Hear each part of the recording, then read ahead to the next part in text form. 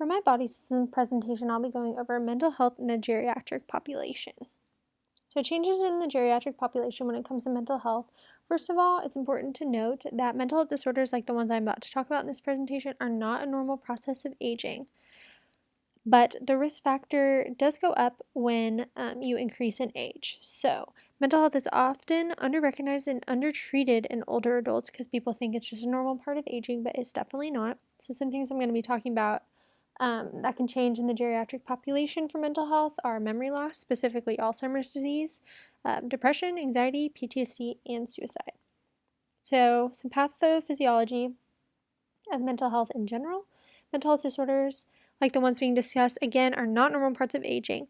The exact cause of mental illness is unknown. However, it is linked to abnormal functioning of nerve cells or circuits and pathways that connect particular brain regions. So, mental health conditions can be caused by a combination of biological, physiological, and environmental factors. It can be one, the other, it can be two. It can also be none. It could be a lot of genetic things.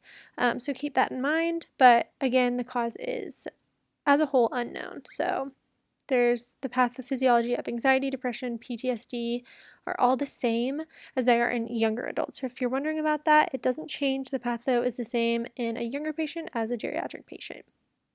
So I'm going to go over the pathophysiology of Alzheimer's disease because I feel like that's really important to understand, especially because it's so prevalent in the geriatric community. So, according to the Mayo Clinic, Alzheimer's disease is a progressive disorder that causes brain cells to waste away or degenerate and die. Alzheimer's disease is the most common cause of dementia, which is a continuous decline in thinking, behavioral, and social skills that disrupts a person's ability to function independently. Mayo Clinic also says that scientists believe that for the most part, Alzheimer's disease is caused by a combination of genetic, lifestyle, and environmental factors that affect the brain over time. So, assessment of mental health in geriatric population is obviously very important and often overlooked. So I'm going to go over some important things when assessing a patient with a mental health disorder. Somatic complaints are a good thing to know that they're often present symptoms of mental health disorders, making diagnosis very difficult because people like to focus on the somatic complaints, not the non-somatic complaints. Also, polypharmacy, you need to know exactly what medications your patient may be taking because that may be contributing to some anxiety or depression. So assessment of anxiety in older people focuses on physical, social, environmental factors, past life, history, long-standing personality, coping skills, and how well their resilience is, and recent events. So you always want to be looking for if they're avoiding any previously enjoyed activities like hanging out with family or going and playing cards with friends, going to coffee with friends, things that they once loved and they're not loving anymore, maybe signs of anxiety and depression. And often healthcare providers attribute sadness or melancholy feelings to just getting older as a result of age-related stereotypes, but that is definitely not true. So, assessment of Alzheimer's disease. Again, this is not a normal part of aging, but the risk factor for Alzheimer's disease increases with age. So Simon's symptoms for that are forgetting recent events or conversations, repeating statements and questions. So if you notice a family member is asking the same question over and over again, difficulty with concentrating and thinking, especially with numbers. Numbers tend to be really hard for people with Alzheimer's disease. Declining ability to make reasonable decisions and judgments, and once routine activities become difficult to remember, such as getting up at a certain time and going to work, coming back home, making your lunch, making dinner, forgetting to eat, things like that. This progresses to the inability to perform ADL, such as bathing and dressing. And I found this quote by Jamie Calandriello, and I thought it was really sweet. It says, "The disease may hide the person underneath, but there's still a person in there that needs your love and attention." Moving on to anxiety disorders, approximately 70% of all primary care visits are driven by psychological factors such as panic, generalized anxiety, stress, and somatization. So, the assessment for anxiety disorders focus on social, physical, and environmental factors, as well as past life history, long-standing personality, coping skills, and recent events. And increasing age also attributes to more worries. I've heard my grandma say, I have 6 kids I have to worry about, so I'm stressed and I'm anxious. So living for 80 years causes more things to worry about, which can cause anxiety. Again, that is not normal, so your loved one needs to figure out ways to cope with that. Physical diagnosis can also cause anxiety, such as cardiac arrhythmias, delirium, dementia, COPD, heart failure, hyperthyroidism, and hypoglycemia. Lots of elderly patients get stressed and really worried that their health is declining, so that causes lots of anxiety in the geriatric population. Many medications also can be a cause of anxiety, so it's very important to note those when you're assessing a patient, such as anticholinergics, digitalis, theophylline, antihypertensives, beta blockers, beta adrenergic stimulators, corticosteroids, and lots of over-the-counter medications can also attribute to that. So if you can find a quick fix, like stopping one of these medications or finding an alternative, that can be a way to do that.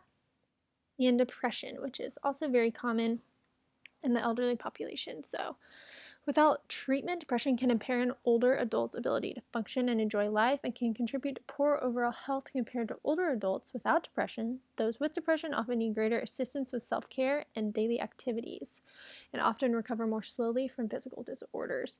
So, patient with depression, it might hurt their chances of becoming well with a physical injury or problem that they may be having. So, diagnosis of depression in older people is really challenging because everyone presents depression differently.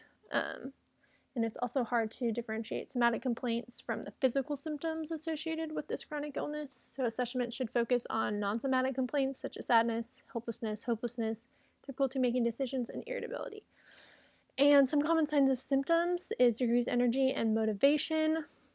They're having a hard time doing normal things like grooming, completing daily activities, withdrawing from people or activities. And also, you may hear people saying that they're giving up or don't want to try anymore. That's also a big sign of depression. Feeling guilty and worthless, seen in younger depressed individuals, are less frequently seen in older people, so keep that in mind. And on this slide, I found a good bubble map of depression and anxiety and those specific signs and symptoms, and then how, when they're together, kind of the symptoms that come with that, like restlessness, excessive worrying, agitation. I thought that was really helpful. Next, I have suicide. And as a nurse, it's a professional obligation to prevent suicide and assess for it. The lethality potential of an elder must always be assessed when elements of depression, disease, and spousal loss are evident. So just because someone is older does not mean their risk of suicide goes away.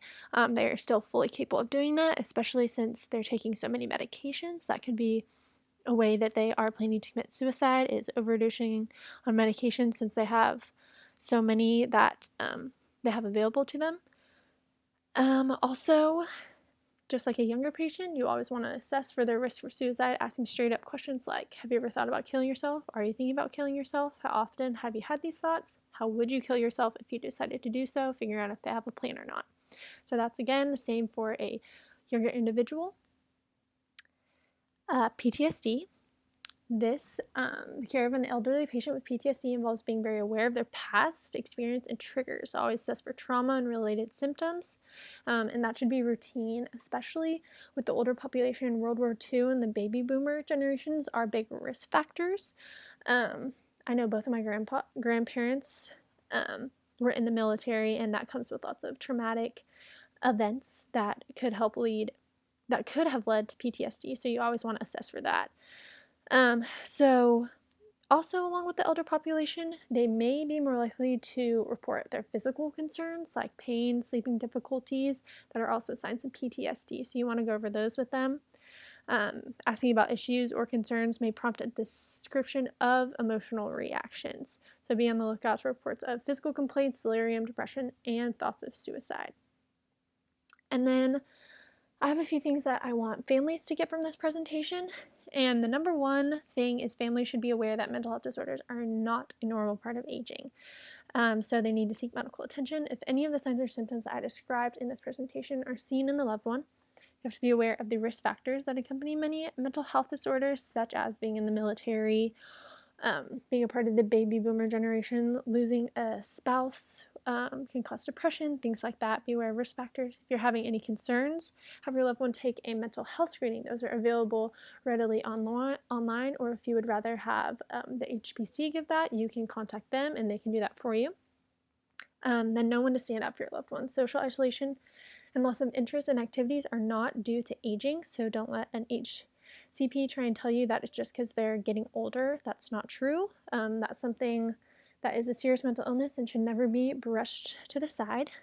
And then lastly, the Mayo Clinic suggests encouraging loved ones to exercise regularly, quit smoking, eat a healthy diet with low saturated fats, and manage their high blood pressure, diabetes, and high cholesterol to reduce risk factors of any mental health illnesses. And then I have my 3 citations here that I used. And thank you for listening. I hope you enjoyed my presentation.